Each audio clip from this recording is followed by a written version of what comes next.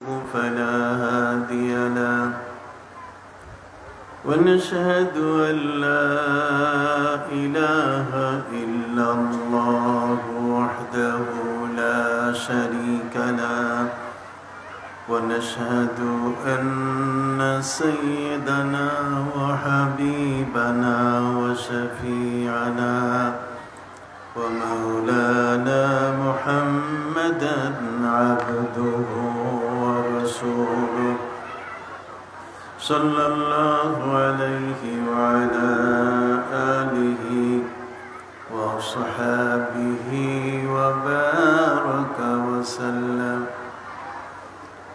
أما بعد فأعوذ بالله من الشيطان الرجيم. بسم الله الرحمن الرحيم. قل إن كنتم تحبون الله فاتبعوني يحببكم الله ويغفر لكم ذنوبكم والله غفور رحيم. وقال تعالى إن الله وملائكته يصلون على النبي يا أيها الذين آمنوا صلوا عليه وسلموا تسليما. اللهم صل على سيدنا مولانا محمد وعلى آل سيدنا محبت الشتى. اللهم صل على سيدنا مولانا محمد وعلى آل سيدنا مولانا محمد सिर कुदरत है कोई राज क्या जाने, शरीयत में तू बंदा है हकीकत में खुदा जाने। बलगल उला बिकमालिही कशफत दुजा बिजमालिही हसनत जमीउ खिसालिही सल्लु अलैहि व आलिहि।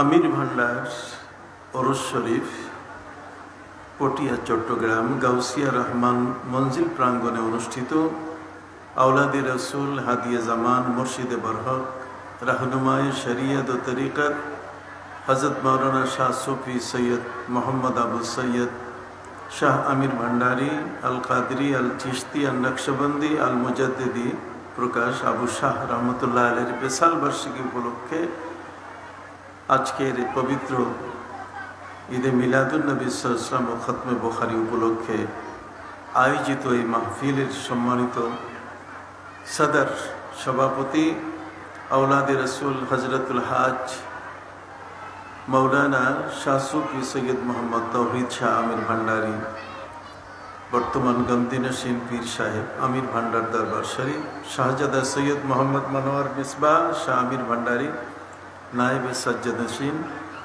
एवं आजकेर এই মাহফিলে আমার পূর্ববর্তী বক্তা हजरत मौलाना अलाउद्दीन जिहादी साहेब मुफ्ती मोहम्मद मौलाना उस्मान गनी सह আজকের এই মাহফিলের মঞ্চে বসা চট্টগ্রামের বিভিন্ন এলাকার স্বনামধন্য বিভিন্ন দরবার থেকে আগত সম্মানিত পীর মাশায়েখ ওলামা ইকরাম,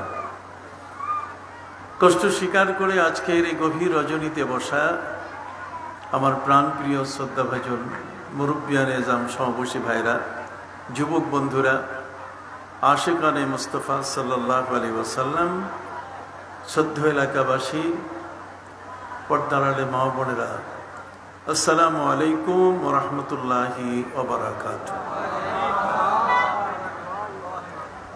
আমির ভান্ডার দরবার শরীফ আজকে এখানে যে মাহফিল অনুষ্ঠিত হচ্ছে, আপনারা সকলেই জানেন এই মাহফিলটি কোনো সাধারণ মাহফিল নয়, এটি হচ্ছে একটি দরবারের মাহফিল। বলুন, কি মাহফিল? আমির ভান্ডার দরবার শরীফ। এই দরবারগুলো এগুলো পৃথিবীর রাজা বাদশাহ যারা, তাদের চেয়েও কিন্তু আল্লাহর ওলিদের দরবারের মূল্য অনেক বেশি। পূর্বেকার রাজা বাদশাহ যারা ছিলেন, আপনার হুমায়ুনের কথা বলেন, বাবরের কথা বলেন, এমনকি সম্রাট আকবরের কথা আপনি বলেন, পৃথিবীতে এই ধরনের রাজা বাদশাহ যারা আছে তারা কিন্তু আউলিয়া ইকরামের দরবারের ভক্ত ছিলেন। আউলিয়া ইকরামের দরবারে তাদের এমন একটা সম্পর্ক তারা রাখতেন যে আল্লাহর ওলিদেরকে দোয়া থেকে নিয়ে নানা ধরনের পরামর্শক হিসাবে তাদের কাছ থেকে তারা বিভিন্ন বিপদ আপদে, তাদের কঠিন সময়কালে আল্লাহর ওলিদের কাছে তারা যেতেন এবং দোয়া নিতেন। আল্লাহর ওলি যারা, তারা এমনই যে আল্লাহ পাক রব্বুল আলামিন তাদেরকে বন্ধু হিসাবে গ্রহণ করেছেন। সুবহানাল্লাহ। আল্লাহর ওলিরা হলেন আল্লাহর কি বন্ধু।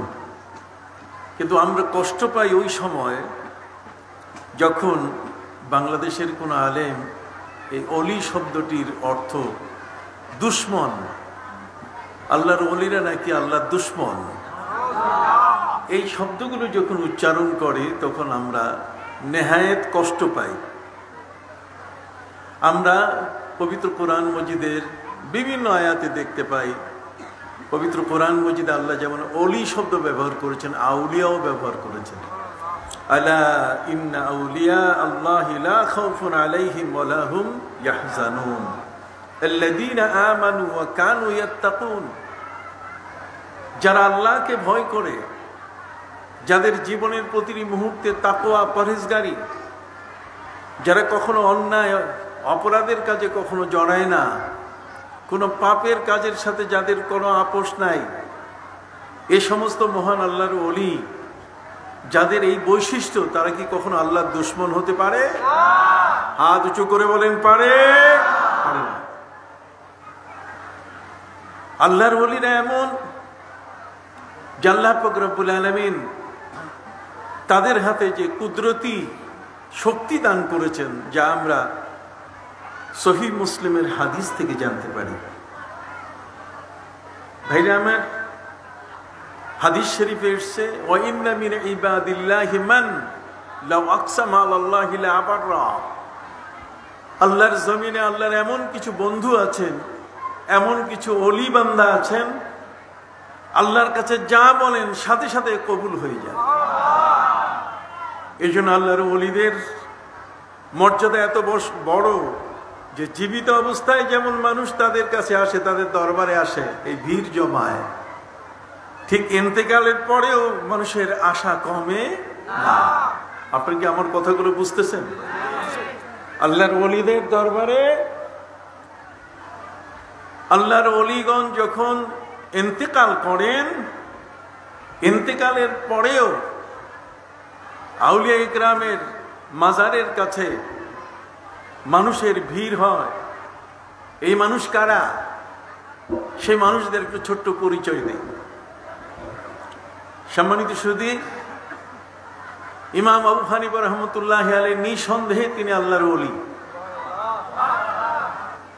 যিনি তার জীবনের 40টি বছর এশার উজু দিয়ে এশার নামাজ এবং ফজরের নামাজ পর্যন্ত আদায় করেছেন। কত? 40 বছর।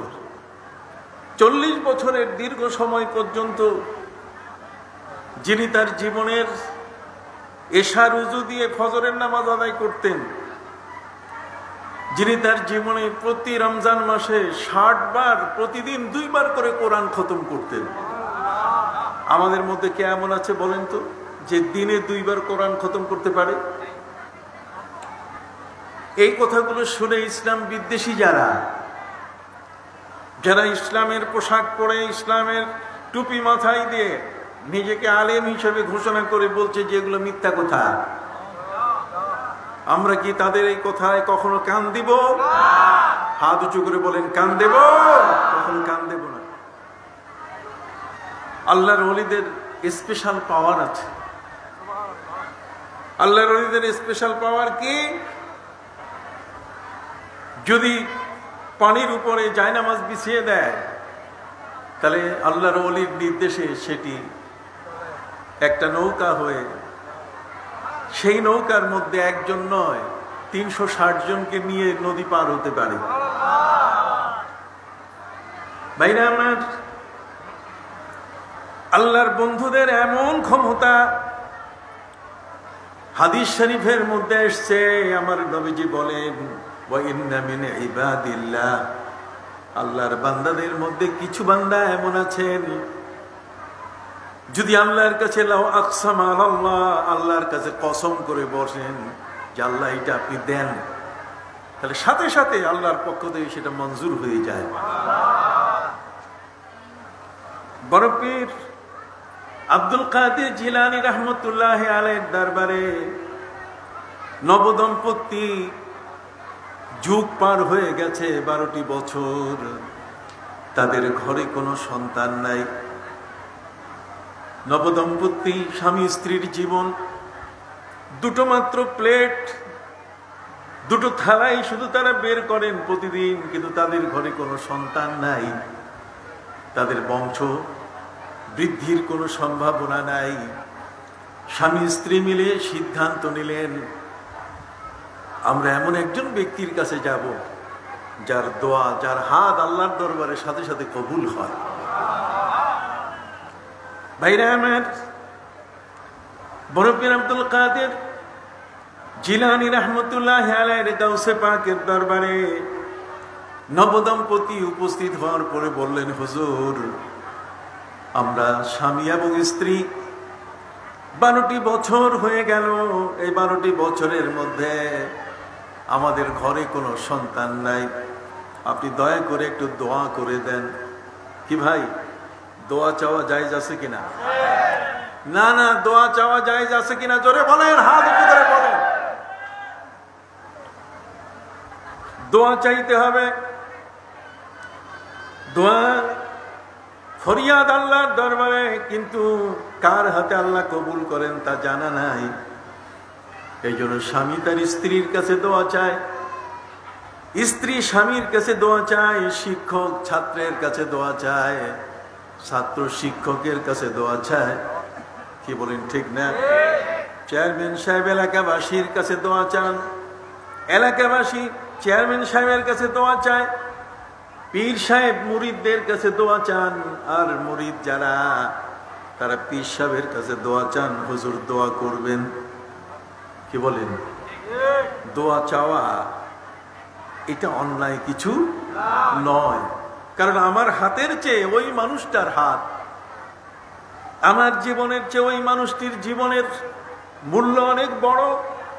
যে মানুষটি তার জীবনে তাহাজ্জুদ ছাড়ে না, যে মানুষটি তার জীবনে কখনো আউয়াবিন ইশরাকের নামাজ ছাড়ে না, 5 ওয়াক্তের নামাজ তো আছেই, কিন্তু এরপরেও তারা যত নওয়াফিল, যত নফল ইবাদত আছে এগুলো বাদ দেয় না। যারা নফল বাদ দেন না, নফল ছাড়েন না, তারা কি কখনো ফরজ বাদ দেন? আপনাদের আমার সাথে একটু কথা বলতে হবে। সম্মানিত সুধী বন্ধুরা আমার, নফল ইবাদতকারী ব্যক্তিদের সম্পর্কে হাদিসে বলা হয়েছে, হাদিসে কুদসির মধ্যে আমার নবী সাল্লাল্লাহু আলাইহি ওয়াসাল্লাম ইরশাদ করেন, লা ইয়াজালু আবদি ইলাইয়া ইয়াতাকাররাবু ইলাইয়া ইল্লা বিন নওয়াফিল, আমার কিছু বান্দা এমন আছে ফরজ নামাজ আদায় করার পর পর তারা যখন সুন্নত নামাজ পড়ে, নফল নামাজ পড়ে, আওয়াবিন, ইশরাক, তাহাজ্জুদ, এই কোন নামাজ বাদ দেয় না, বরং প্রতিটি মুহূর্তে সেজদায় পড়ে থাকে। الذين يذكرون الله قياما وقعودا وعلى جنوبهم, দাঁড়াইয়া বসে শোয়া কাত অবস্থায় এমন কোন সময় নাই যে সময় আল্লাহর নাম তাদের মুখে থাকে না। এ সমস্ত মহান ব্যক্তি, তাদের জীবন আমাদের চেয়ে মূল্যবান কিনা? ভাইরা আমার রাসূল সাল্লাল্লাহু আলাইহি ওয়াসাল্লাম তিনি বলেন, যখন কোনো মানুষ নামাজ পড়ে, নামাজ পড়লে পড়ে সে মানুষটি বন্দেগী করলো, সে বান্দা হলো। বান্দার দায়িত্ব হলো বন্দেগী করা। আল্লাহ ফরজ করে দিয়েছেন, ফরজ ইবাদত আপনি আদায় করলেন। ফজরের 2 রাকাত ফরজ, যোহরের 4 রাকাত ফরজ, আসরের 4 রাকাত ফরজ, মাগরিবের 3 রাকাত, আর ইশার 4 রাকাত ফরজ আপনি আদায় করলেন, বন্দেগী হয়ে গেল। কিন্তু বন্দেগী তো আল্লাহ চান না শুধু বন্দেগী, বরং আল্লাহ চান যে আপনি বন্ধু হন। কি হবেন বলেন? আল্লাহর বন্ধু হতে গেলে তাকে সুন্নাত পড়তে হবে। আল্লাহর বন্ধু হতে গেলে তাকে নফল নামাজ পড়তে হবে। কথা বলেন? সম্মানিত সুধী বন্ধুরা আমার, অতএব হাদিস শরীফের মধ্যে আমার রাসূল সাল্লাল্লাহু আলাইহি ওয়াসাল্লাম বলেন, হাদিসে কুদসি আল্লাহ নিজেই বলেছেন, লা ইয়াতাকাররাবু ইলাইয়া আবদি ইল্লা বিন নওয়াফিল।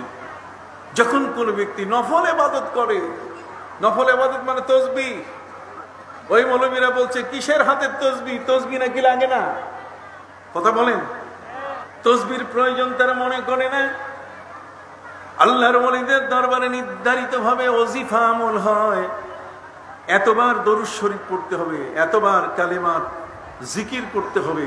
এই যে কতগুলো সিলেবাস, কথা বলি, এই সমস্ত সিলেবাস যখন আদায় করে কেউ, আস্তে আস্তে সে তার প্রগ্রেস হয়। ক্লাস 1 থেকে 2, 2 থেকে 3, সে আস্তে আস্তে ম্যাট্রিক পাস করে, আস্তে আস্তে সে ইন্টারমিডিয়েট ডিগ্রি, আস্তে আস্তে সে MA পাস করে। তার মানে সালেক হিসাবে তার মর্যাদা। আল্লাহর ওলিদের প্রায় 22টা ক্যাটাগরি আছে। কয়টা? একটু বলে যাই আপনাদের কাছে। সম্মানিত সুধী, আল্লাহর ওলিদের 22টি ক্যাটাগরি। এই 22টি ক্যাটাগরির মধ্যে আছে দরবেশ আছেন, ওলি আছেন, কথা বলেন, কুতুব আছেন, কুতুবুল আকতাব আছেন, কুতুবুল ইরশাদ আছেন, কতক্ষণ? ঠিক অনুরূপ ভাবে ভাইরা আমার, এদের মধ্যে হাদিস শরীফের বর্ণনা অনুযায়ী আবদাল আছে, ঠিক অনুরূপ ভাবে আওতাদ আছেন। তাদের মধ্যে গাউস আছেন, গাউসুল আজম আছেন। আল্লাহর ওলিদের এই স্তরগুলো এমন, যেমন দেশের প্রেসিডেন্ট, প্রধানমন্ত্রী থেকে চৌকিদার এবং দাফাদার, চেয়ারম্যান, মেম্বার, চৌকিদার এবং দাফাদার পর্যন্ত যেমন স্বাভাবিক এই জীবন মানুষকে নিয়ন্ত্রণ করার জন্য এই সমস্ত পদে যারা থাকেন তারা মানুষকে নিয়ন্ত্রণ করেন, ঠিক অনুরূপভাবে আল্লাহর ওলিদেরও ঠিক এই স্তর সাজানো আছে। আল্লাহর ওলিদের প্রেসিডেন্ট হলেন গাউসুল আজম। সুবহানাল্লাহ, আসতে কেন? রাত বেশি হয়েছে ভাইরা আমার। আল্লাহর ওলিদের প্রেসিডেন্ট যিনি হলেন, তিনি, তার নাম কি? গাউসুল আজম। কথা বুঝতে পারছেন? অতএব এই গাউসুল আজম এত বড় স্তরের সমস্ত ওলিদের সম্রাট, ওলিদের কাঁধের উপরে যার কদম, কথা বুঝতে পারছেন? সেই আউলিয়া কেরাম, পীর মাশায়েখদের উপরে যার কদম, গাউস যিনি, গাউসের মর্যাদা এত বড় যে 300 মাইল দূরে একজন মহিলা, তার ভক্ত মহিলা যাচ্ছে, আর পাহাড়ি গিরি পথে, আঁকাবাঁকা পথে একজন বখাটে যুবকের সাথে দেখা হলো। সেই যুবক ওই নারীর ইজ্জত লুফে নেওয়ার জন্য, তার ইজ্জত নষ্ট করার জন্য যখন তার গায়ে হাত দেওয়ার চেষ্টা করছে, তখনই সে ডাক দিয়ে বলে, ইয়া গাউস আগিসনি, ইয়া গাউস আগিসনি, হে গাউসুল আজম, তুমি আমাকে এই মুহূর্তে সাহায্য করো। কোথায়? 300 কিলোমিটার দূরে, 300 মাইল দূরে। আর গাউসুল আজম তিনি আসরের উজুতে বসে আছেন। আল্লাহর ওলিদের চোখের দৃষ্টি এত বড়। আল্লাহর ওলিরা পৃথিবীর মানুষ বিজ্ঞানীদের দৃষ্টিতে 8 মাইলের বেশি দেখে না। এই 2 চোখ দিয়ে দেখে কতটুকু? 8 মাইল। 8 মাইলের বেশি কোনো মানুষ চোখে দেখে না। বিজ্ঞানীরা চক্ষু পরীক্ষা করে দেখেছে, শকুনের চোখের দৃষ্টি অনেক বড়। এরা হাজার হাজার ফিট উপর থেকে, 50,000 60,000 ফিট উপর থেকে তারা নিচে দেখতে পায় যে তার খাবারটা কোন জায়গায়। কথা বুঝতে পারছেন সম্মানিত সুধী? কিন্তু এটা হাজার হাজার ফিট। কিন্তু আল্লাহর ওলিদের দৃষ্টিভঙ্গি হলো এত বড়, যে দৃষ্টিভঙ্গি হাদিস দ্বারা সাব্যস্ত, স্বীকৃত। এটাকে অস্বীকার করার মতো ব্যক্তি বাংলাদেশ কেন, পৃথিবীর কোথাও নাই। আর তা হলো হযরতে ওমর ফারুক রাদিয়াল্লাহু তাআলা আনহু জুমার দিনে যখন তিনি খুতবা দিচ্ছিলেন, জুমার ভাষণ, খুতবা দানরত অবস্থায় হযরতে ওমর বলে ফেললেন, ইয়া সারিয়াতু আল জাবাল আল জাবাল, রে সেনা প্রধান তুমি পাহাড়ের পথ ধরো। সেনা প্রধান তুমি তোমার সৈনিকদের নিয়ে পাহাড়ি পথ ধরে যাও। সম্মানিত সুধী, নামাজ শেষ হওয়ার পরে হযরতে ওমর ফারুক রাদিয়াল্লাহু তাআলা আনহুকে নামাজের মুসল্লিরা জিজ্ঞাসা করে বসলেন, হুজুর ওমর, এই মসজিদের মধ্যে কোনো সেনা প্রধান নাই, সেনাবাহিনীর পোশাক দিয়ে মসজিদের ভিতরে কেউ নাই, সব মুসল্লি আমরা। কাজী বিনয়ের সাথে আপনার কাছে জানতে চাই, ভাষণ দিতে গিয়ে খুতবা দেওয়া অবস্থায় আপনি কাকে বললেন ইয়া সারিয়াতু আল জাবাল আল জাবাল? হে সেনাপ্রধান, তুমি পাহাড়ের পথ ধরো, পাহাড়ের পথ ধরো, তোমার সৈন্যদের নিয়ে পাহাড়ি পথ অবলম্বন করো। হযরতে ওমর ফারুক রাদিয়াল্লাহু তাআলা আনহু আমার নবীর মহব্বতে জীবন উজাড় করার কারণে আমার নবীর চোখের দৃষ্টি শক্তি ছিল কেমন। আমার নবী সাল্লাল্লাহু আলাইহি ওয়াসাল্লাম বলেন, ওয়াল্লাহি ইন্নী লা আরাকুম মিন যাহরি কামা আরাকুম আমামি। আমার নবীজি বলেন, খোদার কসম করে বলছি, আমি তোমাদেরকে আমার পিছন দিক থেকে তেমন দেখি যেমন আমি সামনে দেখি। সুবহানাল্লাহ, আসতে হইল। কোত্থেকে আমরা ইসলাম পেয়েছি? পীর মাশায়েখের দৃষ্টিভঙ্গি কোথায়? আজকে আমি সেই বিষয়গুলো নিয়ে একটু হুজুর কথা বলতে চাই। আপনি একটু ভালো করে শুনবেন। এতক্ষণ তো ওয়াজ শুনেছেন, শ্রদ্ধাভাজন ওলামা ইকরাম এক একটা বিষয়ের উপর কথা বলেছে। সম্মানিত সুধী বন্ধুরা আমার নবী বলেন, মাশারিকুল আরদি ওয়া মাগারিবুহা, আমার পিছনে পৃথিবী যত দূর, আমার সামনের পৃথিবী যত দূর, আমি সামনে যত দূর দেখি, আমি পিছনে তত দূর দেখি। তাহলে সামনে আর পিছনে, আপনারা কি কেউ পিছনে দেখেন? কিন্তু আমার নবী তো বলছেন, আমি সামনে যেমন দেখি আমি পেছনেও কি তেমন দেখি। তাহলে সেই পেছনের দেখার দূরত্ব কতটুকু, কতটুকু দূরত্বে আমার নবী দেখতে পেতেন, সেখানে বলা হয়েছে মাশারিকুল আরদ, পৃথিবীর সূর্যের উদয়াচল, সূর্য যেখান থেকে উদিত হয় আর সূর্য যেখানে অস্তমিত হয়, আমার নবীর চোখের সামনে সবটি উপস্থিত। নবী সেটা স্বচক্ষে তিনি দেখেন। বড্ড করে কোন সুবহানাল্লাহ। আমার নবী এমন কি বলেন, ওয়াল্লাহি ইন্নী লা আরাল জান্নাতা ওয়া জাহান্নামা মিন হাহুনা। আল্লাহর নবী সাল্লাল্লাহু আলাইহি ওয়াসাল্লাম তিনি বলেন, শোনো, তোমরা এখানে বসে কতটুকু দেখো, কিন্তু খোদার কসম করে বলছি, আমি রাসূল যখন নামাজে দাঁড়াই তখন আল্লাহর জান্নাত জাহান্নাম আমি দেখতে পাই। যে নবী জায়নামাজে দাঁড়ালে আল্লাহর জান্নাত জাহান্নাম দেখতে পান, যে নবীর দৃষ্টি শক্তি এত প্রখর, এত প্রবল, এত শক্তিশালী যে আমি তোমাদেরকে পিছনে ততদূর দেখি যেমন সামনে দেখি। কেন বলেছিলেন নবীজি? নবীজি বলেছিলেন এ কারণে, প্যারা হাবিব রসুল করিম সাল্লাল্লাহু আলাইহি ওয়াসাল্লাম তিনি যখন আসরের নামাজ পড়তেছিলেন, নামাজ আদায়কালীন সময়ে পেছনে মুসল্লিদের মধ্যে মুনাফিক, এই যে মুনাফিক পিছনে, কথা বল না, মুনাফিক কিছু পেছনে, এই মুনাফিকরা নামাজ বাদ দিয়ে নামাজের মধ্যে একে অপরকে গুতায়, হাসাহাসি করে। আব্দুল্লাহ ইবনে উবাই বিশাল পাগড়িওয়ালা মুসল্লি, আব্দুল্লাহ ইবনে উবাই ইবনে সালুল বিশাল লম্বা জামার মুসল্লি, কথা কন। আব্দুল্লাহ ইবনে উবাই ইবনে সালুল পাগড়ি বলেন, টুপি বলেন, আলখাল্লা জামা বলেন, কোনো ত্রুটি ছিল না, কিন্তু তার অন্তরের মধ্যে নেফাকি, মুনাফিকিতে পরিপূর্ণ ছিল। অতএব নবীজি যখন নামাজের ইমামতি করতেন তখন এই লোকটা পেছনে আর দুই চারজনের সাথে হাসাহাসি করত, নামাজের মধ্যে মনোযোগী ছিল না। নবী করিম সাল্লাল্লাহু আলাইহি ওয়াসাল্লাম নামাজ শেষ করে মিম্বারে দাঁড়িয়ে বললেন, খোদার কসম আমি তোমাদেরকে পেছনে তেমন দেখি যেমন আমি সামনে দেখি। তার মানে তোমরা পিছনে কি দুষ্টামি করছো, আমি কিন্তু কি দেখছি। আপনার সুবহানাল্লাহ জোরে বলবেন না? ইসলামের মূল বিষয়গুলোতে আপনি চলে আসেন। সহিহ মুসলিম বলেন, বুখারী বলেন, একদল তো হাদিস নম্বর ছাড়া আর কিছু জানে না, হাদিসের নম্বর দিয়ে কথা বলতে হবে। বন্ধুরা আমার, প্রিয় নবী সাল্লাল্লাহু আলাইহি ওয়াসাল্লাম তিনি পরিষ্কার ভাষায় বললেন, শুধু তোমাদের পিছনে আমি দেখি না, সামনে যা দেখি পেছনে তা দেখি, এখান থেকে আমি আল্লাহর জান্নাত জাহান্নাম দেখতে পাই। কথা কি বুঝতে পারছেন?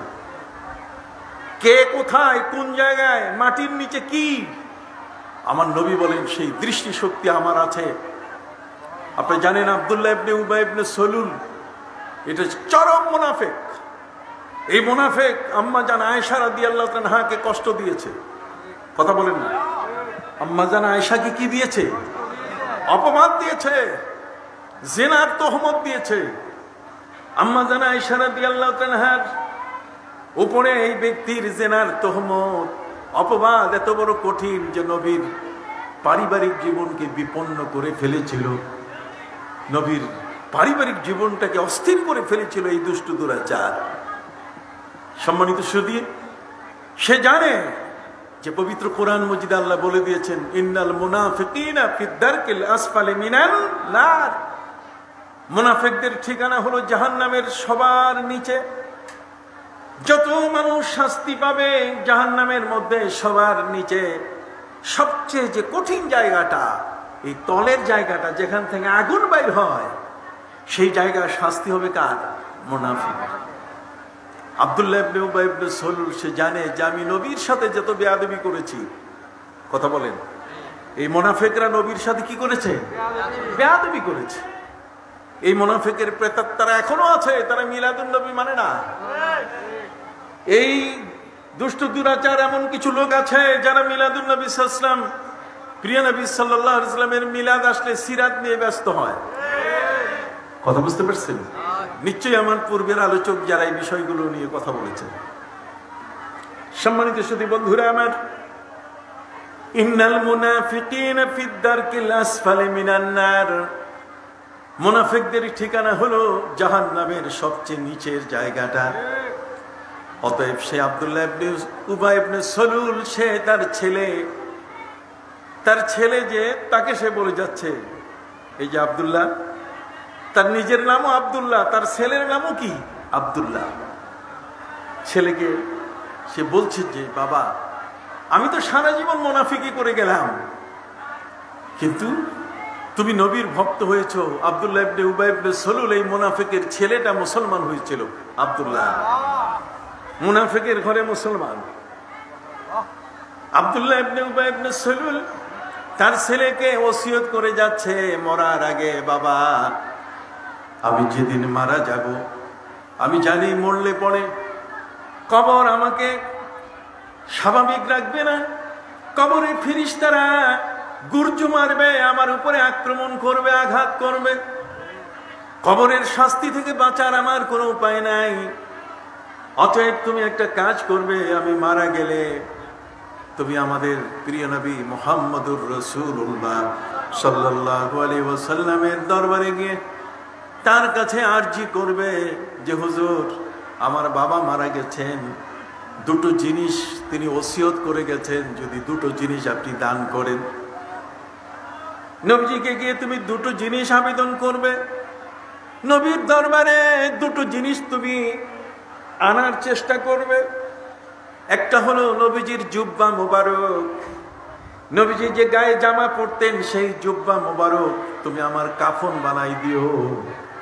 আমি মুনাফিক, আমার কাফন দিও নবীজির কি জুব্বা দিয়ে। আপনারা একটু কথা বলেন না, নবীজির কি জুব্বা দিয়ে আমার কাফন দিয়ে দিবে। আর মুসলমানের মধ্যে নিয়ম হচ্ছে যদি কোনো মানুষ মারা যায়, তার মরে গেলে পরে সেই মানুষটাকে জানাজা দিতে হয়। যদি কাউকে জানাজা ছাড়া দাফন করা হয় তাহলে তার নিয়ম হলো কবরের সামনে, জানাজা ছাড়া কাউকে মাটি দিয়েছেন, কবর দিয়েছে কেউ, তাহলে ওই কবরের সামনে গিয়ে তার জানাজা পড়তে হবে। কথা বুঝেন নাই? জানাজার গুরুত্ব এত বেশি। অতএব আব্দুল্লাহ ইবনে উবাই ইবনে সালুল সে তার ছেলেকে ওসিয়ত করছে, যাওয়ার আগে সে দায়িত্ব দিয়ে যাচ্ছে, উপদেশ দিয়ে যাচ্ছে, ওসিয়ত করে যাচ্ছে যে বাবা আমি মরে গেলে তুমি দুটো কাজ করবে। একটি কি জুব্বা, নবীজির জুব্বা মোবারক। দ্বিতীয় নম্বর হলো নবীজিকে দিয়ে তুমি আমার জানাজার নামাজ পড়াই দিবে। ছেলে জিজ্ঞাসা করে বাবা জীবনভর সারাটি জীবন নবীর সাথে আপনি বেয়াদবি করেছেন, নবীর নামাজের পিছনে আপনি দুষ্টামি করেছেন, নবীর পরিবারের আম্মা জান আয়েশাকে আপনি কষ্ট দিয়েছেন, নবী পরিবারের আম্মা জান আয়েশাকে কষ্ট দেওয়ার কারণে নবীজি মহা কষ্টের ভিতরে ছিলেন। আপনি এত বড় কষ্ট দিয়েছেন, তারপরে আপনি নবীর জুব্বা চাচ্ছেন কেন? নবীজির জানাজা কেন চাচ্ছেন? তখন আব্দুল্লাহ ইবনে উবাই ইবনে সালুল এই গ্রেট মুনাফিক সে বলল যে দেখো জামাটা যদি নবীজির দাও তাহলে এই জামাটা দিলে কবরে আমাকে যখন রাখবে মাটি দিয়ে যাবে। নবী সাল্লাল্লাহু আলাইহি ওয়াসাল্লাম বলেছেন ইজা উকবিরাল মাইয়িতু আতাহু মালাকান, মানুষ যখন মরে যায় তখন তার কবরে দুজন ফেরেশতা আসে। কয়জন? আহাদুহুমাল মুনকার ওয়াল আখিরু আন নাকির। একজনের নাম হলো মুনকার, আরেকজনের নাম হলো নাকির।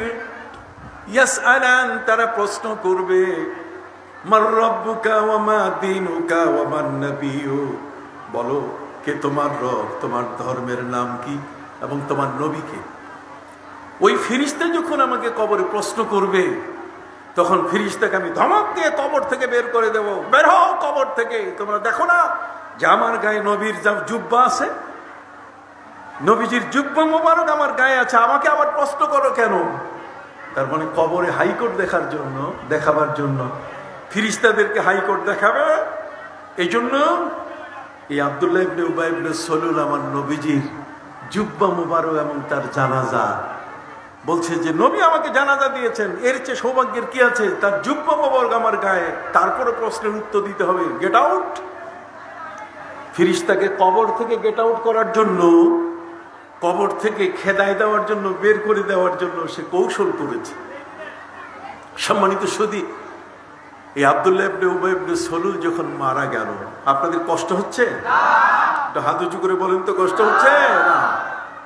আব্দুল্লাহ ইবনে উবাই ইবনে সালুল যখন মারা গেল, মারা যাওয়ার পরে তার ওসিয়ত পালন করার জন্য ছেলে এসে আমার নবীর কাছে, নবীজির দরবারে এসে আবেদন জানালো, হুজুর আমার বাবা তো মুনাফিক ছিল, নবীজি মৃত্যুর আগে আমার বাবা দুটা ওসিয়ত করে গেছেন, একটি হলো আপনার জুব্বা মোবারক, আরেকটা হলো জানাজা।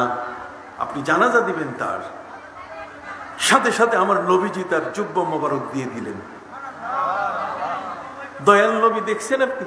আমার নবী জানেন এটা মুনাফিক, আমার নবী জানেন এটা দুষ্ট দুরাচার, এটা জাহান্নামের অতলের একটা কীড়া। অতএব নবীজি জানার পরেও নিজের জুব্বা মোবারক দিয়ে দিলেন। এরপরে তিনি সাহাবায়ে ইকরামকে বললেন, সাহাবীরা সবাই শোনো, আব্দুল্লাহ ইবনে উবাই ইবনে সলুল মারা গেছে, মৃত্যুবরণ করেছে, চলো সবাই মিলে আমরা তার জানাজার নামাজ পড়ি। নবীজি সাহাবীদের দল নিয়ে আব্দুল্লাহ ইবনে উবাইয়ের জানাজার নামাজ পড়ার জন্য রওনা হয়েছেন। ঠিক ওই মুহূর্তে হযরতে ওমর দুই হাত প্রশস্ত করে আমার নবীর সামনে গিয়ে বলছেন, হুজুর যাবেন কই? নবীজি বলেন, আব্দুল্লাহ ইবনে উবাই ইবনে সলুল তার জানাজার নামাজ পড়তে। হযরত ওমর বলেন, হুজুর সেখানে যাওয়া যাবে না, আপনি তার জানাজার নামাজে যেতে পারবেন না। নবীজি বলেন, ওমর তুমি আমাকে বাধা দিচ্ছ কেন? ওমর তুমি আমাকে কেন আটকাচ্ছ? নবী আমি না তুমি? সুবহানাল্লাহ বলেন। তুমি নবী না আমি নবী? সুবহানাল্লাহি ওয়া বিহামদিহি। শুধু তাই নয়, হযরতে ওমর রাদিয়াল্লাহু তাআলা আনহুর এই ধরনের ঘটনা প্রায় 22টি ঘটনা আছে। কয়টা? 22টা ঘটনা। তারিখুল খোলাফা এই কিতাবের মধ্যে আল্লামা জালালউদ্দিন সুয়ুতি রহমতুল্লাহি আলাইহি হযরতে ওমরের এই 22টা ঘটনার মধ্যে তিনি লিখেছেন যে এই 22টি ঘটনা এমনই যে কোরআনের আয়াত নাযিল হতো নবীর সিনায়, কিন্তু এটা ক্রস করে যেত ওমরের সিনায়। নবীকে মহব্বত করলে দেখছেন সিনার সাথে সিনার কানেকশন হয়ে যায়। এই জন্য আল্লাহর ওলিদের দরবারে আসলে সিনার সাথে সিনার কি হয়? কানেকশন হয়ে যায়। আপনি সুবহানাল্লাহ বলবেন না ভাইরা? আপনার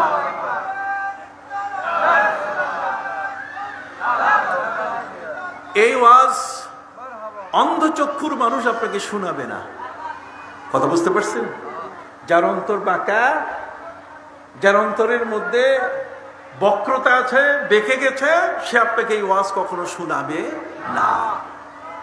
আপনি কেন আজকের ওলিদের দরবারে এসেছেন? কেন আমরা আল্লাহর ওলিদের দরবারে যাই? আল্লাহর ওলিদের দরবারে যাওয়ার পেছনে কারণটা কি? এই রহস্যগুলো আমি আপনাদের কাছে বলার জন্য কিছু রেফারেন্স দিচ্ছি।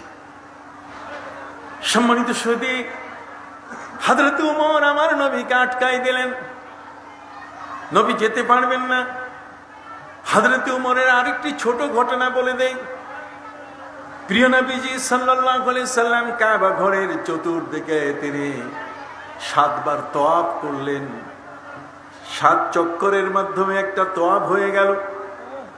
এবার নবীজি যাচ্ছিলেন সাফা মারওয়ার পাহাড়ের ছাই করার জন্য। সাফা মারওয়া কাছেই। হযরতে ওমর ঠিক ওই মুহূর্তে তওয়াফ শেষ হওয়ার সময় নবী যখন যাওয়া শুরু করেছেন, হযরত ওমর হাত প্রশস্ত করে ব্যারিকেড সৃষ্টি করলেন, নবীজি যাওয়া হবে না। নবীজি বলেন, ওমর কেন? আপনি এই মাকাম ইব্রাহিমের এখানে 2 রাকাত নামাজ পড়েন। নবীজি বলেন, আমি নবী না তুমি নবী? নামাজ পড়ার জন্য আমি বলবো না তুমি বলবে? হযরতে ওমর হাত জোড় করে বলেন, হুজুর আমাকে ক্ষমা করুন, আমি আর বলবো না। নবীজি যখন কদম মোবারক উঠাইয়া সাফা পাহাড়ের দিকে যাওয়া শুরু করলেন, তখন হযরতে জিবরিল আমিন সাথে সাথে এসে ওমরের মতো হাত প্রশস্ত করে তিনি বললেন, নবীজির সামনে যাওয়া যাবে না। কেন? আল্লাহ কোরআনের আয়াত নাজিল করেছেন, ওয়াত্তাখিযু মিন মাকামি ইব্রাহিম মুসাল্লা। আল্লাহ আপনাকে নির্দেশ দিয়েছেন মাকাম ইব্রাহিমকে মুসল্লা, 2 রাকাত নামাজের জায়গা বানান। এটা নামাজের জায়গা, 2 রাকাত নামাজ আপনি আদায় করেন। তাহলে হযরতে ওমর তো আগেই বাধা দিলেন, পরে সেই বাধাটা কেন, এর কারণ নিয়ে হযরতে জিবরিল আমিন চলে আসলেন। সুবহানাল্লাহ বলেন। অতএব হযরতে ওমর নবীকে জানাজায় যেতে দিবেন না, মুনাফিকের জানাজায় যেতে দেবেন না। আমার নবীজি বলেন, ওমর তুমি যে আমাকে আব্দুল্লাহ ইবনে উবাই ইবনে সালুল মুনাফিকের জানাজায় যেতে দেবে না, আমি তোমার কাছে জানতে চাই কোন দলিল আছে কোরআনের তোমার কাছে? হযরত ওমর বলেন, আমার কাছে কোরআনের দলিল আছে। নবীজি বলছেন, তাহলে দলিল দাও। আল্লাহর হাবিব সাল্লাল্লাহু আলাইহি সাল্লামের সামনে হযরত ওমর তিনি বিনয়ের সাথে দলিল দেওয়া শুরু করলেন। ইস্তাগফারতা লাহুম আও লাম তাস্তাগফির লাহুম ওয়ালাউ ইস্তাগফারতা লাহুম ৭০ মাররা। আল্লাহ বলে দিয়েছেন, হে নবী, এই মুনাফিক এদের জন্য আপনি দোয়া করেন আর দোয়া নাই করেন, মাফ চান আর মাফ নাই চান, আল্লাহ কখনোই কবুল করবেন না। লাইয়াবাদাল্লাহ, আল্লাহ কখনোই কবুল করবেন না। কাজে যাইয়া লাভ কি? যদি আপনি ৭০ বার ওদের জন্য জানাজা পড়েন তাও কিন্তু হবে না। নবী করিম সাল্লাল্লাহু আলাইহি ওয়াসাল্লাম বলেন, ওমর, আমি যদি ৭১ বার দোয়া করি, কয়বার? আপনার কি মনোযোগ সহকারে শুনতেছেন? কয়বার? নবীজির সামনে হযরত ওমর কোরআনের আয়াত দিয়ে বললেন, যদি ৭০ বারও এদের জন্য আপনি দোয়া করেন, এরা মাপ পাবে না, অতএব আপনার যাওয়া হবে না। আমার নবী সাল্লাল্লাহু আলাইহি সাল্লাম তিনি বললেন, আমি যদি ৭১ বার দোয়া করি, সাজিদু আলা ৭০, সাজিদু আলা ৭০, আমি যদি ৭১ বার দোয়া করি, হযরত ওমর বলেন, তাহলে আপনি যান। নবীজি চলে গেলেন, সাথে সাহাবায়ে কিরাম। প্রিয় নবী সাল্লাল্লাহু আলাইহি সাল্লামের সাথে কোন বর্ণনায় নবীজির নিজ হাতে জুব্বা, যেহেতু সে জুব্বা চেয়েছে, জুব্বা দিয়ে তার কাফন পরানো হবে আর নবীজি তার জানাজা দিবেন। তার বাড়িতে নবীজি পৌঁছে ছেলে আব্দুল্লাহকে বললেন, আব্দুল্লাহ, তোমার বাবাকে নিয়ে আসো, তোমার বাবার লাশ নিয়ে আসো, আমার কাছে এই জুব্বা, এটা কাফন পরায় দাও, আর আমি সাহাবীদের নিয়ে এসেছি জানাজা পড়ব। 10 মিনিট, 20 মিনিট, 1 ঘন্টা গড়িয়ে যায়, পার হয়ে যায়, লাশ হাজির হচ্ছে না, লাশকে হাজির করা হচ্ছে না। নবীজি বললেন, আব্দুল্লাহ, তুমি শোনো, আমি চোখ দিয়ে এখন থেকে দেখতে পাচ্ছি যে কোন জায়গায় আমি আসার আগেই তাকে তোমরা দাফন করে ফেলেছ। তোমার এলাকার মানুষ আমি আসার আগে তাকে কি করেছে? দাফন করেছে। এলাকার মানুষ জানে যে লোকটা মুনাফিক ছিল, নবীজি যদি আসেন তাহলে তার জানাজা পড়াবেন না, বরং তাকে কুকুর, তাকে শকুনের হাতে, শ্রীগালের হাতে তার গোশত খাওয়াবার ব্যবস্থা করবেন, পচায় ফেলবেন তাকে। অতএব এই ভয়ে নবীজি আসার আগেই আব্দুল্লাহ ইবনে উবাই ইবনে সালুলকে ওর আগেই মাটিতে চাপা কবর দিয়েছে। আমার ভাষা বুঝেন তো বাবা? আমি তো চিটাগাঙ্গের এই ভাষা বলতে পারবো না, কোনো অসুবিধা? আমি সলিড যে বইয়ের ভাষা সেটাই আপনাদের কাছে বলছি। আমি তো বই লেখা মানুষ, প্রায় 30টা বই আমার মার্কেটে আছে, কথা বুঝতে পারছেন? এই 30টা বই যেগুলোতে আজকে আমি এক প্রতিবাদী কণ্ঠস্বর, আমাকে কম বেশি এই যারা একটু উল্টাপাল্টা ওরা আমাকে ভয় করে সব সময়, কথা বুঝতে পারছি? একটু উল্টাপাল্টা যারা ওরা ভয় করে যে এখানে মুখ বসানো যাবে না, আমি সেই মাপের বইগুলো লিখে দিয়েছি। ঈদে মিলাদুন্নবী সাল্লাল্লাহু আলাইহি ওয়াসাল্লামের উপরে 650 পৃষ্ঠার বই আমি লিখেছি। 113 মাসলায় বিভ্রান্তির সমাধান, বিরাট বড় বড় বই লিখে আমি দিয়েছি। একদিন থাকবো না, এই জাতি একদিন আমাকে এই বইগুলো পড়ে দোয়া করবে। সম্মানিত সুধী, আমার নবী সাল্লাল্লাহু আলাইহি ওয়াসাল্লাম এই মুনাফিকের ছেলে যে আব্দুল্লাহ, যিনি মুসলমান, ছেলেকে ডাক দিয়ে বলে, তোমার বাবার লাশ নিয়ে আসো, আমার কাছে জুব্বা আছে, আমি তার জানাজা পড়ব। সম্মানিত সুধী, ছেলে বলছে, হুজুর আনতেছি, কিন্তু গিয়ে দেখে তার বাবা, আমার নবীজি আসার আগে তার বাবাকে মাটি চাপা দিয়ে আগে কবর দিয়েছে। নবী করিম সাল্লাল্লাহু আলাইহি ওয়াসাল্লাম তিনি বলছেন, আমি দেখতে পাচ্ছি যে তোমার এলাকার মানুষ মাটিতে তাকে চাপা দিয়ে কবর দিয়েছে। নবীজি বলছেন, আমি দেখতে পাচ্ছি। সুবহানাল্লাহ বলেন। তাহলে আমরা কবরের মধ্যে কি হয় আমরা তো সহজে দেখি না। এখন দেখি কি না আমি কিছু উদাহরণ আপনাদেরকে দেব। যেদিকে যাই সেদিকে এক মহাসাগর, কতক্ষণ যেদিকে যাব সেদিকে এক কি মহাসাগর। সম্মানিত শুধু আমার প্রিয় নবী সাল্লাল্লাহু আলাইহি ওয়াসাল্লাম তিনি বলছেন, আমি দেখতে পাচ্ছি মাটিতে তাকে চাপা দিয়ে কবর দেওয়া হয়েছে। এখন কবর হয়ে গেছে, এখন তার জুব্বানো দরকার নাই, জানাজারও দরকার নাই। কি বলেন, ঠিক কিনা? কিন্তু নবী করিম সাল্লাল্লাহু আলাইহি ওয়াসাল্লাম বলছেন, না, মাটির তল থেকে তার লাশ বের করো। কবর দেওয়া লাশকে মাটি সরাইয়া বের করো। ঠিক এই বিষয়টার উপরে আজকে যে খতমে বুখারী, ইমাম বুখারী আলাইহির রহমা, আবি আব্দুল্লাহ মুহাম্মদ ইবনে ইসমাইল ইবনে ইব্রাহিম ইবনে মুগিরা আল বারদেজবাল জৌফি আল ইয়ামানি আল বুখারী, এটা ইমাম বুখারীর নাম। কথা বুঝেন নাই? ইমাম বুখারী রাহমাতুল্লাহি আলাইহি তিনি তার বুখারী শরীফে এই ঘটনা লিখে তিনি একটা শিরোনাম দিয়েছেন। আজকের শিরোনাম যেমন পবিত্র মিলাদুন নবী সাল্লাল্লাহু আলাইহি ওয়াসাল্লাম, আজকের শিরোনাম যেমন খতমে বুখারী, আজকের শিরোনাম যেমন বিশাল মোবারক, বিশাল বার্ষিকী। কথা কন না? সম্মানিত সুধী, সেদিন প্রিয় নবী সাল্লাল্লাহু আলাইহি ওয়াসাল্লাম তিনি তার জানাজার নামাজ পড়াতে গিয়ে লাশ আগেই কবর হয়ে গেছে। নবী বলেন, কবর থেকে লাশ উঠাও। এর উপরে ভিত্তি করে ইমাম বুখারী রাহমাতুল্লাহি আলাইহি শিরোনাম টেনেছেন, হাল ইউনাব্বাসুল মাইয়িতু মিনাল কবর, যে কবর দেওয়া মানুষকে কবর থেকে বের করা যাবে কি না। এই যে আমাদের অনেক সময় ময়না তদন্তের জন্য পুলিশ যে লাশটাকে দাফন করা হয়েছে কবর খুঁড়ে লাশ বের করে আবার ময়না তদন্তে পাঠায়, এটা জায়েজ কিনা?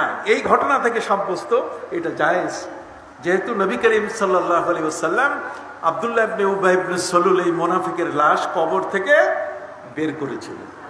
সুবহানাল্লাহ বলেন। প্রিয় নবী সাল্লাল্লাহু আলাইহি ওয়াসাল্লাম বললেন, এখানে ওই জায়গায় মাটির নিচে তার লাশ তোমরা আগেই তাকে কবর দিয়েছ, আমি দেখতে পাচ্ছি। শুধু তাই নয়, বরং আসেন নবীজির চোখের দৃষ্টি কত বড়। আল্লাহর নবী শুধু মাটির উপরে সামনে এবং পিছনে সব দেখেন, তাই শুধু নয়, বরং হাদিস শরীফের মধ্যে আসছে, আন ইবনে আব্বাস রাদিয়াল্লাহু তাআলা আনহুমা আন্নাহু قال مر رسول الله صلى الله عليه وسلم على قبرين فقال وما يعذبان في كبير أما أحدهما يمشي بالنميمة وأما الآخر لا يستتر من البول إلى آخر الحديث। আমার নবী সাল্লাল্লাহু আলাইহি ওয়াসাল্লাম সম্পর্কে হযরত আব্দুল্লাহ ইবনে আব্বাস হচ্ছে নবীর আপন চাচাতো ভাই। জোরে বলেন, আপন কি? চাচাতো ভাই, যিনি মদিনায় প্রথম মুহাজিরদের মধ্যে জন্ম নিয়েছেন। নবী যাকে কোলে নিয়ে দোয়া করেছিলেন, আল্লাহুম্মা ফাক্কিহু ফিদ্দীন ওয়া আল্লিমহু তাবিল, আল্লাহ তাকে দ্বীনের ধর্মের সবচেয়ে বড় পণ্ডিত বানিয়ে দাও, কোরআনের সবচেয়ে বড় মুফাসসির বানিয়ে দাও।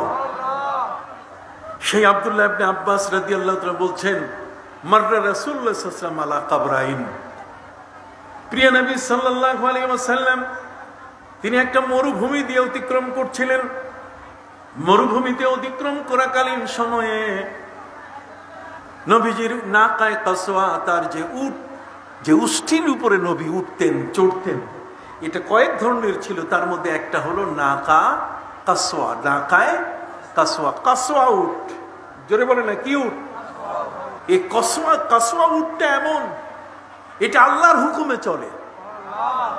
আপনারা জানেন, এয়ারপোর্ট থেকে আমাকে নিয়ে আসা হয়েছে যেই প্রাইভেট কারটিতে, সেই প্রাইভেট কারটা নিয়ে আসছেন, পরিচালনা করছেন পরিচালক হিসাবে, এটার চালক হিসাবে একজন ড্রাইভার যিনি আমাকে নিয়ে আসলেন। তিনি স্টিয়ারিং এ বসে কখনো ডানে কখনো কি বামে।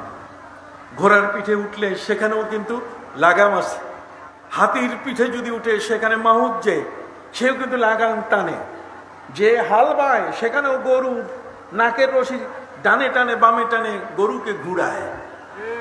সম্মানিত শুধু আমার নবী সাল্লাল্লাহু আলাইহি ওয়াসাল্লাম যখন সোয়ার হতেন নাকায়ে কাসওয়ায়, তখন তিনি এই উষ্ঠিটার লাগাম ধরতেন না। এটা আল্লাহর হুকুমে যেদিকে যায় সেদিকেই, আল্লাহ যেদিকে বলেন সেদিকেই এই উষ্ঠিটা যায়। যেমন নবীজি হিজরত করে গেলেন মদিনা মুনাওয়ারায় কুবা পল্লী থেকে যখন তিনি মসজিদে জুমা থেকে নবীর মসজিদ, বর্তমান মসজিদে নববী, নবীর মসজিদ যেটা, এদিকে যখন আসতেছিলেন তখন মদিনার মানুষেরা নবীজির সেই উষ্ট্রির লাগাম ধরে বলছে, নবী আসেন আমার বাড়িতে, জারদানা খেজুর আছে। জারদানা হলো ওই সময়কার সবচেয়ে বড় আপ্যায়নের মোটা খেজুর। এটাকে মেহমানদারির জন্য সবচেয়ে বেশি করে পেশ করা হয়। সুবহানাল্লাহ বলেন। এই জারদানা খেজুর আছে।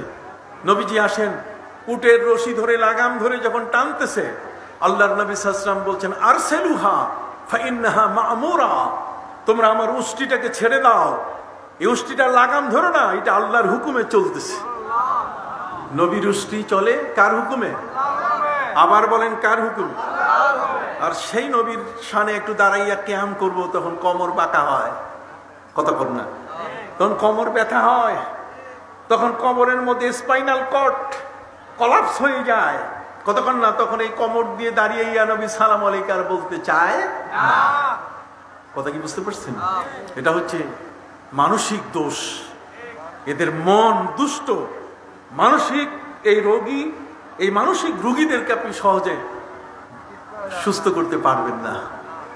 কথা বুঝতে পারছেন? ফি কুলুবিহিম মারাদুন ফাযাদাহুমুল্লাহু মারাদা, এদের রোগ কিন্তু বাড়তেই থাকে। যা হোক, আমি যে কথাটি বলতেছিলাম আপনাদের সদয় অবগতির জন্য, যে এই বিষয়টা আমি তুলে ধরছি, সেটা হলো নবীজির মুষ্টি মোবারক মরুভূমির মাঝখানে বসে গেল। সাহাবীরা নবীজি জিজ্ঞাসা করলেন, হুজুর এখানে বসার কারণ কি? নবীজি বললেন, তোমরা কি কিছু দেখো? কয় না, আমরা কিছু দেখি না। নবীজি বলছেন, আমি দেখতে পাচ্ছি মাটির নিচে দুইজন ব্যক্তির কবর আযাব হচ্ছে। কয়জন? আবার বলেন কয়জন? আম্মা আহাদুহুমা ইয়ামশি বিন নামিমা, একজনের কবরে শাস্তি হচ্ছে এই কারণে, যেহেতু সে গীবত করত, মানুষের সমালোচনা করত। আছে না ফেসবুক, ইউটিউব দেখেন না, সমালোচনার ঝড়। এরা অনেকেই আলেম, এই আলেমদের প্রতি আমি ধিক্কার দিই, না জেনে না বুঝে। ইন জা ফাসিকুম বিনাবাইন ফাতাবায়ানু, যদি কোনো ফাসেক দুষ্ট মানুষ কোনো একটা খবর ছড়িয়ে দেয়, খবরদার এটাকে যাচাই না করে বিশ্বাস করো না। ফেসবুকটা এখন সব মুনাফিকদের হাতে। কথা বুঝতে পারছেন? ফেসবুকটা পুরাই সমস্ত ব্যক্তিদের হাতে। কেউ মারা যায় নাই, তার আগে ইন্না লিল্লাহ পড়ে শেষ। ভুয়া খবর, গুজবের বিশাল সমুদ্র খনি হচ্ছে এই কি ফেসবুক।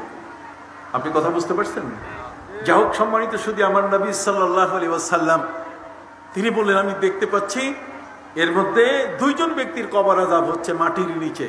তার মধ্যে একজন যে চুগলামি করত, কথা বুঝতে পারছেন, একজনের কথা আরেকজনের কাছে গিয়ে সমস্যা সৃষ্টি করত, স্বামী স্ত্রীর মনোমালিন্য, ভাই ভাই ব্যবসায়ী, এদের মধ্যে মনোমালিন্য সৃষ্টি করত, সন্দেহ সৃষ্টি করত।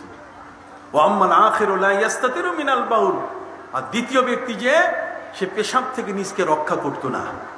কথা বুঝতে পারছেন? নবীজি বলছেন, তোমরা খেজুর গাছের একটা ডাল আমাকে এনে দাও, আমি একটু শুনতে চাই আপনাদের কাছে। কিসের ডাল? নবীজি বললেন, তোমরা আমাকে খেজুর গাছের একটা ডাল এনে দাও। ফাশাক্কা শাক্কাতাইন, প্রিয় নবী সাল্লাল্লাহু আলাইহি ওয়াসাল্লাম তিনি সেই খেজুরের ডালটাকে দুই টুকরা করলেন। সুম্মা গারাসা আলা হাযা সুম্মা গারাসা আলা হাযা ফাকালা লাআল্লাকুমা ইউখাফফাফু আনহুমাল আযাব হাত্তা ইয়াইবাসা। নবীজি সেই খেজুরের দুটো ডাল, একটা ডালকে দুই টুকরা করে একটা অংশ একজনের কবরের মাঝখানে গেড়ে দিলেন, আরেকটা অংশ আরেকজনের কবরের মাঝখানে গেড়ে দিয়ে বললেন যে যতক্ষণ পাতাগুলো তাজা থাকবে ততক্ষণ এদের আযাব কিছুটা লাঘব হবে। সুবহানাল্লাহ বলেন। এর থেকে আমরা কাউকে কবর দিলে কবরের মাঝখানে কি একটা খেজুর গাছ অথবা একটা বড়ই গাছ দেই, ঠিক কি না? ওরা বলে না না না, এটা দরকার নাই, এটা নবীজির যুগে নবীর হাতের বরকত, এটা দেওয়া দরকার নাই। তো নবীজি নামাজের মধ্যে দুইটা সেজদা করেছেন, কোরআনে তো কোথাও দুইটা সেজদার কথা নাই।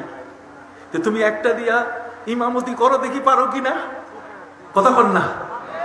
তুমি জুমার নামাজে রাকাতে একটা সেজদা দিবা, প্রতি রাকাতে সেজদা একটা, চাকরি থাকবে? মৌলবীগিরি শেষ কিনা? কথা বলেন না কেন? মৌলবীগিরি থাকবে? রুটি রুজি থাকবে, সব শেষ।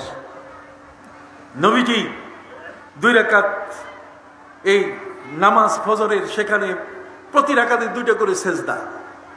কি বলেন, ঠিক না? কাজী নবী যেটা করেছেন সে নবী, ওমা আতাকুমুর রাসূলু ফাখুযুহু ওমা নাহাকুম আনহু ফান্তাহু।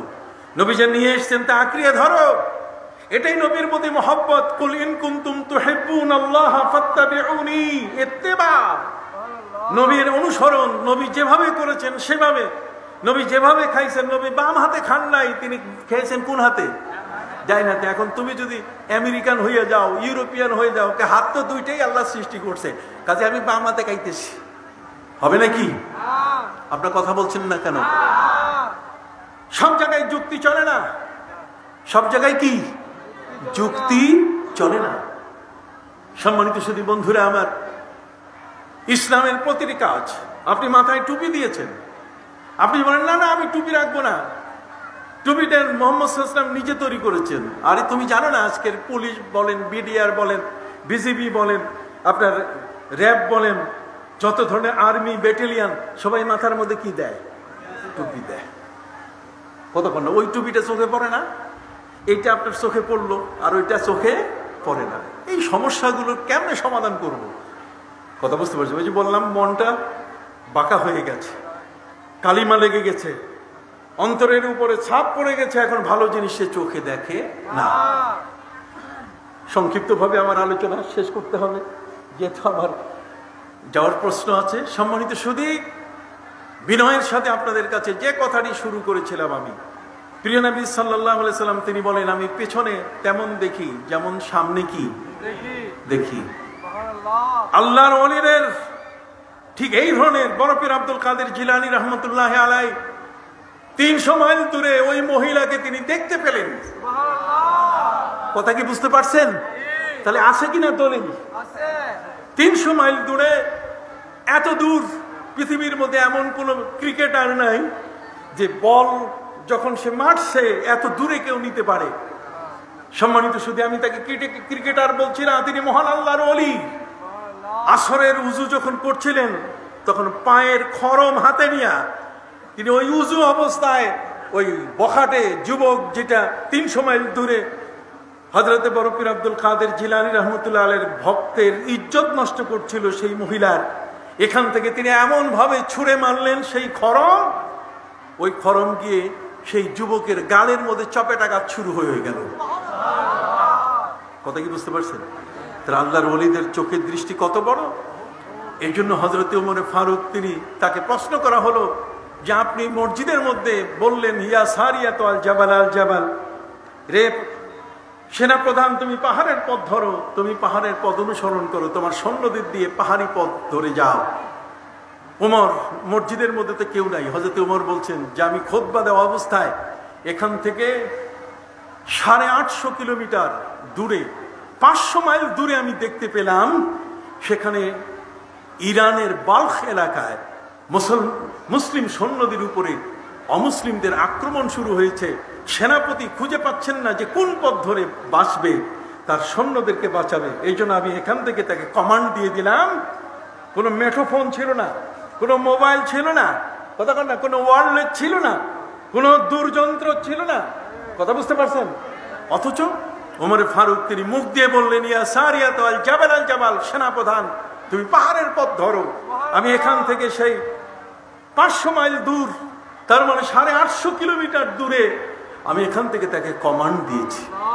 তাহলে হযরতে ওমর দেখলেন কত দূর? 500 মাইল দূর। তাহলে 500 মাইল দূর দেখা যায় কিনা? এটা আল্লাহর ওলিদের কারামত। এটা আল্লাহর ওলিদের কি কারামত। আমরা আল্লাহর ওলিদের দরবারে এই কারণে আসি, এটা আমরা আসি না, বরং এই দরবারে ইমাম শাফি, ইমাম আবু হানিফার কবরের পাশে আসছেন। তিনি বলছেন, ইন্নী আতাবাররাকু বিকবরে আবি হানিফা বিকবরে নুমান ইবনে সাবিত। আমি ইমাম আবু হানিফার কবরের পাশে আসি। ও সুদূর হেজাজ থেকে কুফায় এত দূর সফর করে আমি তার কবরে এসে এখানে এসে যে দোয়াটা করি, সে দোয়াটি ওই ওলির ওসিলায়, ইমাম আবু হানিফার ওসিলায় আল্লাহ তাআলা কবুল করেন। এই জন্য আল্লাহর ওলিরা জীবিত অবস্থায় যেমন তাদের দরবারে লোকের ভিড় কমে না, ইন্তেকালের পরেও তাদের দরবারে কি লোকের ভিড় কমে না। দরুদ শরীফ পড়েন সাল্লাল্লাহু।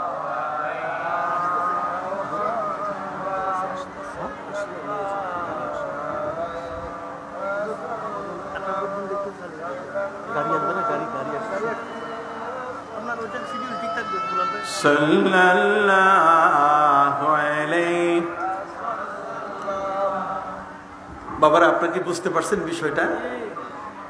আল্লাহর ওলিদের দরবারে ইমাম আহমদ বিন হাম্বল রহমতুল্লাহ আলাইহি 12.5 লক্ষ হাদিসের হাফেজ।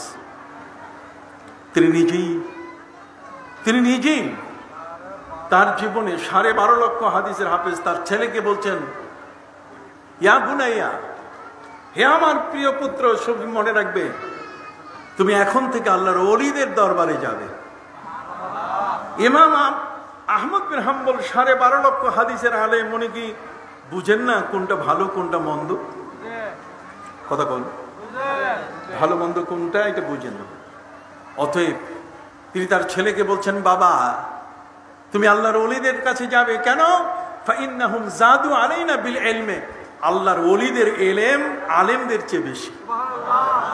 হযরত মুসা আলাইহিস সালামের চেয়ে হযরত খিজির আলাইহিস সালামের কাছে ইলমে লাদুন্নি ছিল। কি ছিল? ইলমে লাদুন্নি ছিল। এটা অনেক লম্বা ঘটনা। কথা কি বুঝতে পারছেন? সম্মানিত সুধী, এই জন্য বরফের আব্দুল কাদের জিলানী রহমতুল্লাহ আলাইহির দরবারে 2 জন নবদম্পতি এসেছিল। 12টি বছর পূর্ণ হয়েছে, তাদের ঘরে কোনো সন্তান নাই। মনে আছে কিনা? আমি শুরু করেছিলাম যে কথা দিয়ে। বরফের আব্দুল কাদের জিলানী রহমতুল্লাহ আলাইহির দরবারে হাজির হয়ে বলছে, হুজুর একটু দোয়া করে দেন। উনি বলছেন, বাবা তোমাদের ঘরের সন্তান প্রয়োজন, এই বিষয়টি আল্লাহর দরবারে ওই যে সিদরাতুল মুনতাহা, যে মোটা বড়ই গাছ আছে, ওখানকার পাতার মধ্যে পৃথিবীতে কার ঘরে কত সন্তান আসবে সব লিস্ট ওখানে লেখা আছে। অতএব তোমরা আমাকে একটু সুযোগ দাও, আমি চক্ষু বন্ধ করে আমি দেখি যে তোমাদের বরাদ্দ আছে কিনা, তোমাদের নামে সন্তানের বরাদ্দ আছে কি। দেখছেন বরফির আব্দুল কাদের জিলানী রহমতুল্লাহ বললেন, সিদরাতুল মুনতাহায় ওখানে বড়ই গাছ, সেই বড়ই গাছের পাতায় প্রত্যেকটা মানুষের বংশপুঞ্জি, কার ছেলে কে, কার মেয়ে কে, কে কত সন্তান, কার মা বাবাকে, এই পুরা লিস্ট সেখানে লেখা আছে। অতএব সেই হিসাবে বরাদ্দ পৃথিবীতে হয়। কাজী বরফির আব্দুল কাদের জিলানী রহমতুল্লাহ বলেন, আমি একটু চক্ষু বন্ধ করি, আমি একটু চক্ষু বন্ধ করার পরে আমি বলবো। উনি চক্ষু বন্ধ করে বলে, বাবা উপরের সিদরাতুল মুনতাহার কোন পাতার মধ্যে তোমাদের সন্তানের বরাদ্দ নাই। অতএব আমি কি দোয়া করব তোমাদের জন্য?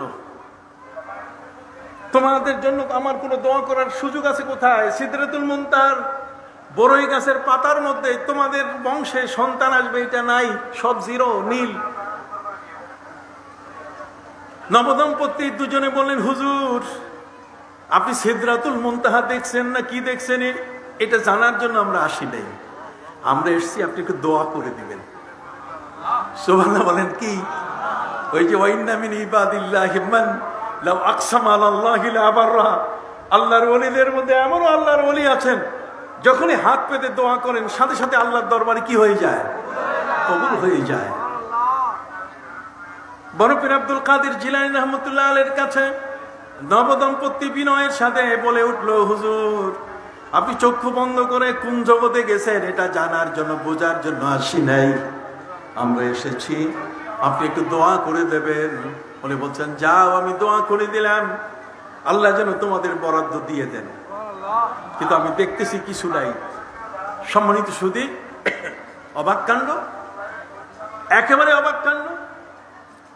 1 বছর পরে নবদম্পতি কোলে শিশু নিয়ে বরফির আব্দুল কাদের জিলানীর দরবারে উপস্থিত। হুজুর আপনি দোয়া করেছেন এই সন্তান।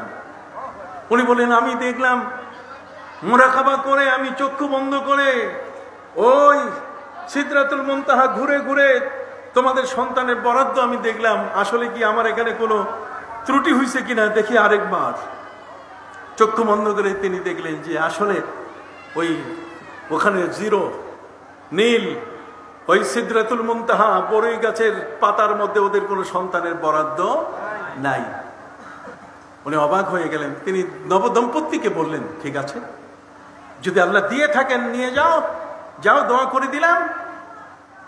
ওরা যখন বড় পীর আব্দুল কাদের জিলানী রহমতের দরবার থেকে কিছু দূরে সরে গেল, চলে যাচ্ছে, ঠিক ওই মুহূর্তে আল্লাহর পক্ষ থেকে ইলহাম করে দেওয়া হলো যে, আব্দুল কাদের, তুমি কি মনে করো যে আমার এলেমটা আমি শুধু সিদরাতুল মুনতাহায় রেখে দিয়েছি?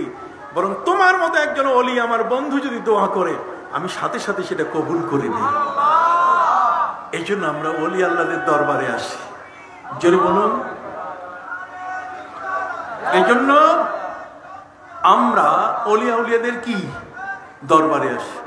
ওলিয়া উলিয়াদের দরবার হলো আল্লাহর বন্ধুদের দরবার। এই বন্ধুদের দরবার, এটা ইসলাম বিদ্বেষী কাজ হবে না। বেপর্দা বেলেহাজ এখানে চলবে না। দড়ি, টুপি, দাড়ি, ইসলামী পোশাক, নামাজ, রোজা, ইসলামের বিধান যতগুলো আছে সব মেনে চলতে হবে। কোনোখানে সামান্যতম ত্রুটি রাখা যাবে না। এই সবগুলো মিলিয়ে হচ্ছে আল্লাহর ওলিদের দরবার। আল্লাহর ওলিদের দরবারে যারা আসেন, তারা এই ধরনের বড় বড় আল্লাহর বন্ধু হিসাবে নিজেকে পরিণত করে তারা ফিরতে পারেন।